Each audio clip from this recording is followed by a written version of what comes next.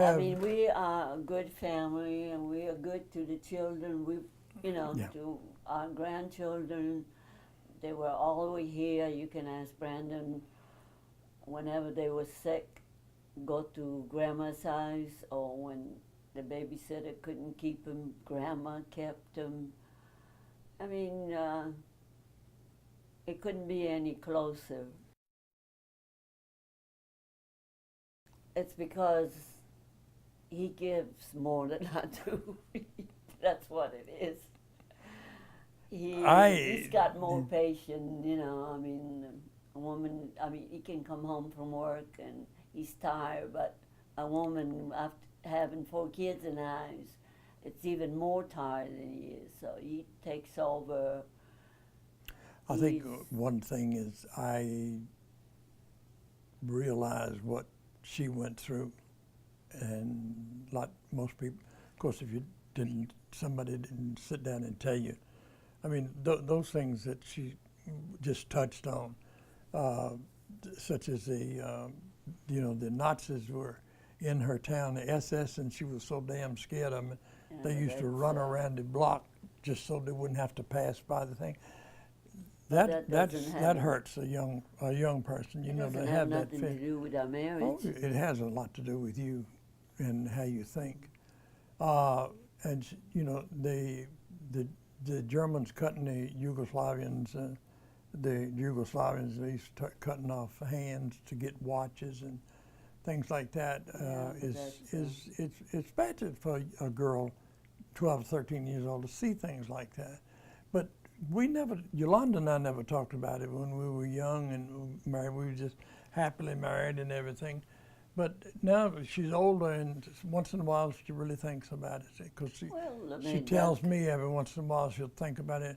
I listen to her when she talks to her sister, and they'll start talking about things that happened to them at the time, And I realize that no matter, you might say, well, that was a long time ago, and I don't remember, but that has an effect on your psyche. It has to. I mean, it's just no way you can get around it. It doesn't affect my thinking. I mean, I'll think about it. Yeah, but I know you do. I'm not going to let it take over my life. No, but you What can't. he's talking about is us staying together for all these years. Well, I didn't know what to do with the children. Like I said, I mean, you worked, I stay home with the kids. You were always here. If you never went anywhere. You never went anywhere, and I never did either. We always did things with the children. Yeah, we know. We never. Even when we in Europe, we used to in Germany every weekend. I loaded them up in. We had a big station wagon, and we'd load up in the station wagon, and we drove all over Bavaria. We would go sightseeing. Washington, the same thing. And we would take DC. the kids to the zoo, to the park. Yeah. I mean, we were always together. I didn't have no desire I didn't to either. go with anybody else. I didn't either. I didn't either. I can still go down the street and a beautiful girl catches your eye. You look at me, damn, that's a fine-looking girl. But we just never did. I do the same thing. We if didn't. If I see somebody good looking, I say, God, he's good looking. But that doesn't mean I'm going to run after him or he's going to run not after only me. that, but I was always scared of her. Scared Of you. Oh. Yeah, I slapped her one time. She almost choked me to death. No, you didn't. You didn't slap me. I did so. I was pregnant with my first baby, Annie, my first one. Yeah. And we were playing on the bed. Yeah. And he just let me have one in my behind, and I said, how dare you slap a pregnant doing that, a pregnant woman? And I almost choked. She did. She grabbed me by the neck and said, how dare you hit me, I'm pregnant. But that was joking. We enjoyed, I think that the only thing is that we not only, we were husband and wife, we were also best friends, and we enjoyed each other. I still like to take her out, and I like to see people. We get on each other's nerves. Oh, yeah, sure. Well, Once everybody in a while does. we do, I mean, everybody does. I know. But I'm not going to make my suitcases and leave them. I know. If you can get over losing a child, it's one hard thing, and we really had a bad time for the longest kind of time. You don't ever. We'll never get over it, but I mean, it really hurt. But the fact that we, we actually, we knew Robert, was sick, and that he had something that more than just being sick, and we didn't know what it was. And the amyloidosis that he had wasn't real well known then. The only place in the United States that they were really working on it was in Massachusetts, and we took him.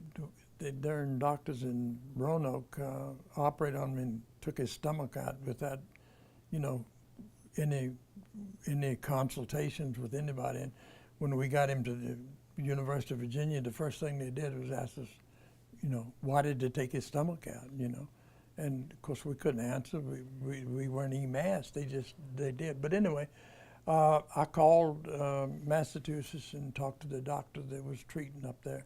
She asked me what the treatment that he was getting here, and I told her. And so Robert came to me and asked me. He said, "Daddy, am I going to have to go to, Boston?" He said, and I said, "No. If you don't want to, we'll stay here." And they tell me that, you're going to get the same treatment up there. And he was such a strong person. He knew, because he had told some of his best friends that he was dying. He never told us. He always put up a front with us. He never told us. But he told them. He said, "I'm dying, and I know." And we stayed in Charlottesville with him. Whenever he was in the hospital up there, Yolanda and I stayed in his room. We stayed with him, and we would come over in the morning at 8 o'clock, and we'd stay with him until midnight. And I'd call him in the morning, and he'd say, "Are you on your way?" He'd say, "Yeah, we'll be down in a few minutes." And we stayed with him, and right up, until the end. And it does a lot to you, and but if you have as strong and steady, marriage as we had, we made it. But I can't say that it didn't affect both of us quite a bit for the longest kind of time. Well, the whole family was upset. Oh, the whole family had hurt, yeah. But we made it through. We're Yeah. still here. And I don't think I'd trade her in for anything. And I don't think so. like I say, I have one regret. If he even thinks about leaving me, I'm going to take everything. I really would like to take her back to see her sister before she dies, but we because she's can't 91. go, so let's not Well, talk we about don't talk about it because, No. He's got another question. yeah. No. I really don't think we do. I don't either. I We had I, four beautiful children. I have. She's made me mad, and I've walked in the kitchen and told her, "Damn it, I'm leaving, and you ain't seeing me again." When and was storm that? out the door one You time. sure it was me in the Yeah, kitchen? it was you, and I went all the way down the block and turned around and came back. I don't remember. But that. no, we He's very. teasing you No, because no, I'm not teasing No, it you. I wouldn't mean, become- we're not 100%. Johnny, wait a minute. If you would have said that and left and went out the door, you wouldn't come in anymore because I would have locked the door. So. But we're just like every other couple. She feels would- she feels bad some mornings, and she doesn't feel like talking, and I do too sometimes. Like my mother told me, when I got married, I said, remember, a marriage is not all roses, it's got thorns. Thorns too. in it too. And I realized after a while, that she was right. Because Yeah, Mother you was think you're right. going to get married in a fairy tale, but it's not. It's always something to. But I don't see how anybody can get married and think that they're going to have everything's going to be all roses, because it's No, not. of Something course not. happens. Something happens all the time. We've had a couple of different things, but you get through them. And as I said before, to me, the most important thing in all of my life has been that I could take care of the family. And Well, you did. we did the best we could with them, and all of them growing up good, you know. And then the grandchildren. The start grandchildren coming. all come, and they're all doing good, and the great-grandchildren are there. And just to look at them, you know, they're the smartest kids in the world, so we know they're going to be all right too. So, you know. But really, when we think about it, my children, I often want them to go to college if wanted to. And Honest, our oldest, decided at one time she wanted to go, and then she changed her mind right quick. She But didn't they want to. all got And the rest jobs, of them they didn't did want to okay. go, and Robert did. Robert went for 2 years, but I remember I took him back the second year, and we got out of the car. He's going to Belmont Abbey down in North Carolina.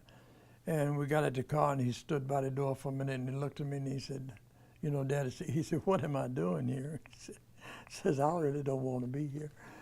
But he played basketball, and he was really good, and he thought he would go down there, and it would be easy, too.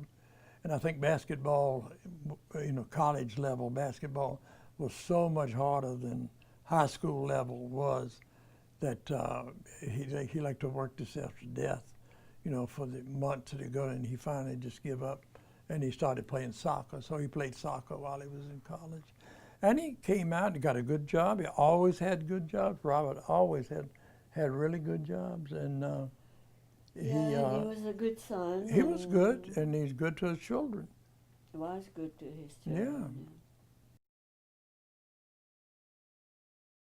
No. Nothing. I tell my kids I love them all the time. I tell her every day that I love her. And I get up in the morning and I walk in and I say, you're beautiful today, and I love Yeah, it but you know, every day. I'm just getting up, and I said, do you have your glasses? Does it make any difference? Yeah, I tell the grandchildren every time I see them that I love them. And what else can I do? No. You know. I have no regrets. No, me either. I just, I think they're doing good.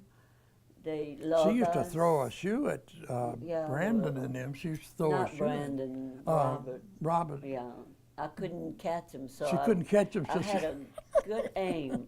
The shoes always hit him. they'd go running down that hallway, and she'd throw their shoe. He was and going he'd- after my cat, and I Yeah. was going after him, so I got my shoes. But really, Yeah. I have thought of. Do you know what Yes. our son told the last time he was here? And he was going home with the 2 kids, and he turned around. I'm gonna cry. Don't do that.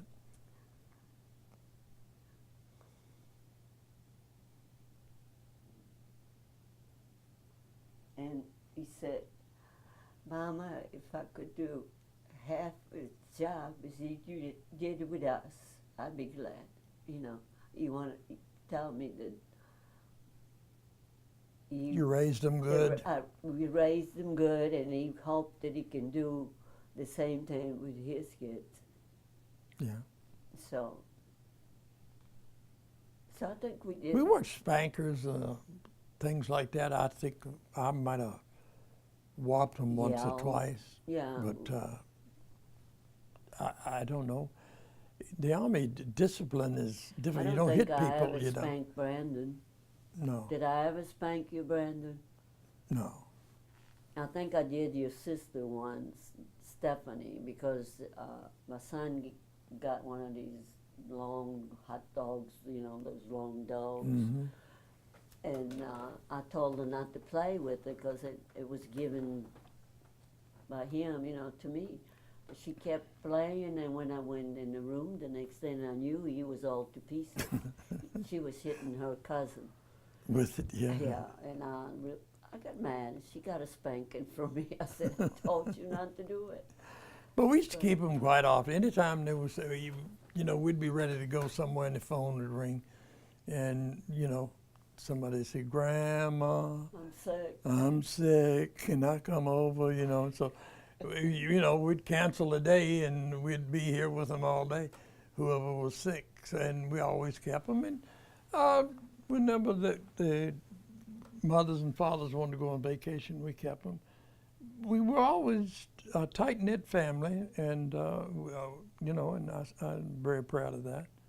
And I think that Yolanda and I did the very best that we could do under the circumstances that we had. We never were rich, and we never will be.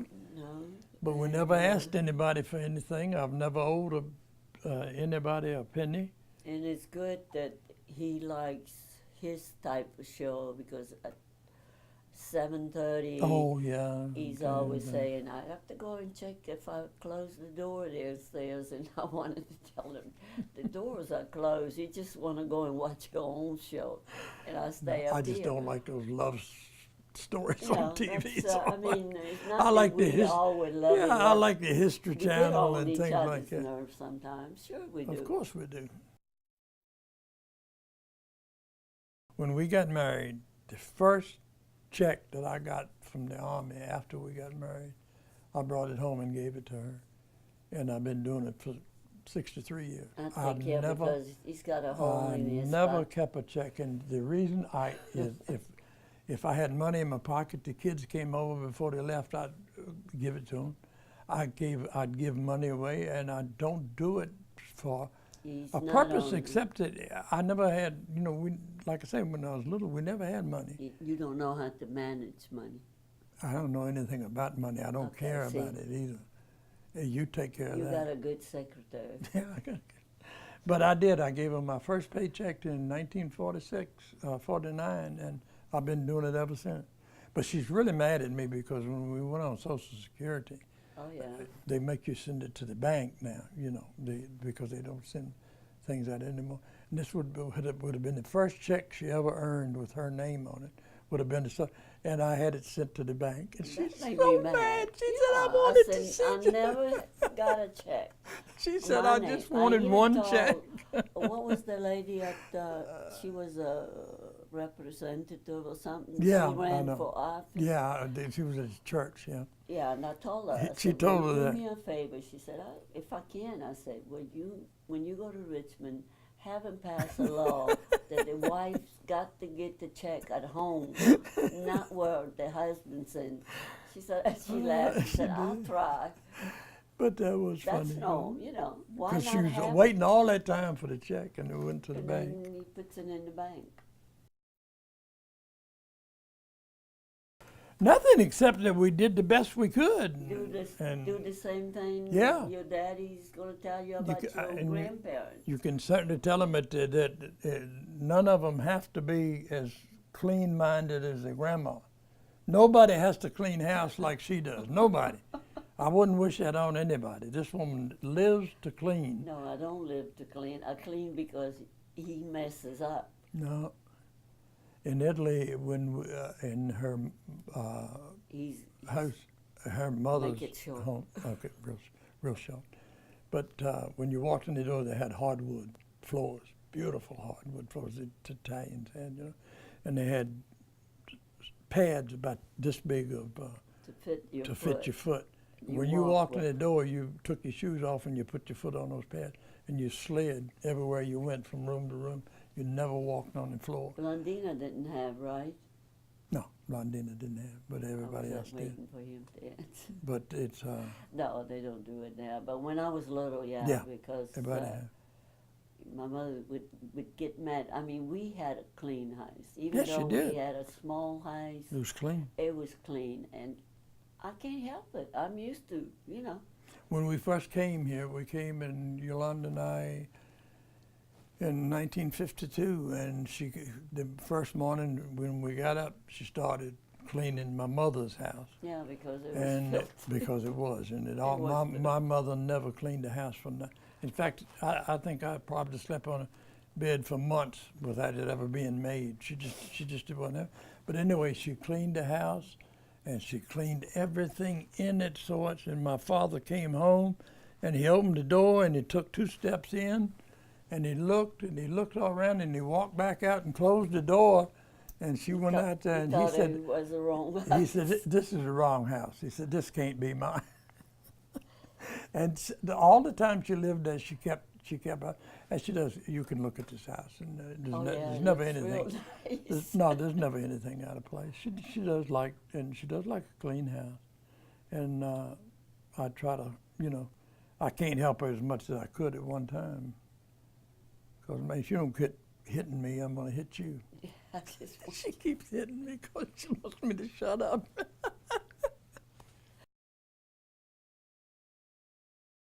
They did. The Rucker family built it. I can't think of his name right now. He's my great uncle, and he came over. We don't know whether it was Scotland or England, one of the two. And he jumped ship in Chesapeake Bay, swam ashore there, came down. He ended up in Charlottesville, had a farm next to Thomas Jefferson up there. And they all raised tobacco, and they used to haul tobacco up to James River to Richmond on wagons and things.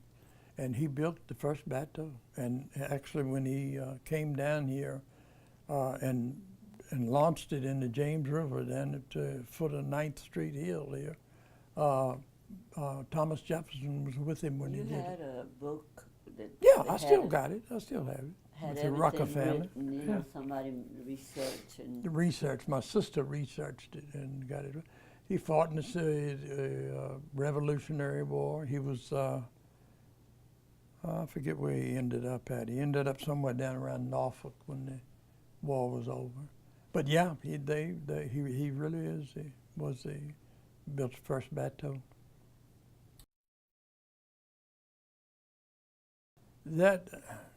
That's not really, well, yeah, okay. Anyway, make it. we had just gone back and to Germany. We'd left Italy. It was 1959. I mean, we left the United States. I had just been assigned to Italy, to Germany. We couldn't find quarters right away, of course, and so I took 3 days leave, drove her to her house in Opacina. I drove them down, and then of course I went back. I had to stay there, and so I waited, and I know we went down on the train. That's right, and I went back and waited for the car because the car came later. We finally got it, and it'd been gone for 2 or 3 weeks. It's been there, and I got the car, and I had got a 3-day pass. It started on the Friday, Saturday, and Sunday. And so that Friday, when I got off work at 5 o'clock, I just jumped in the car and started, to driving. And it just so happened in Austria, they were working on some of the main highways, and I ended up, God knows where, and driving all through small towns, It's a steep dirt roads, steep hills, everything you hill. can think of. And I came out, the sun was just coming up over the hill, and I topped this big hill, started down, and I got just about to the bottom, and it's a big drop off on the right side. And I had just going along, and a voice. Well, you fell asleep for. Yeah, well, I must have, but Yeah. some voice just said, "Sergeant Bowman, where are you going?" And I opened my eyes and looked, and I was headed for a cliff that if I'd gone over, I'd still be tumbling now. And that's what they're talking about. I have, I of course stopped at the next Was thing your and drank angel? coffee. Yeah, I guess it's my guardian angel, if you want to call it. But that's what they were. And I went on and got there, and we turned around and got back to Germany and stayed there for 4 more years and had a good time.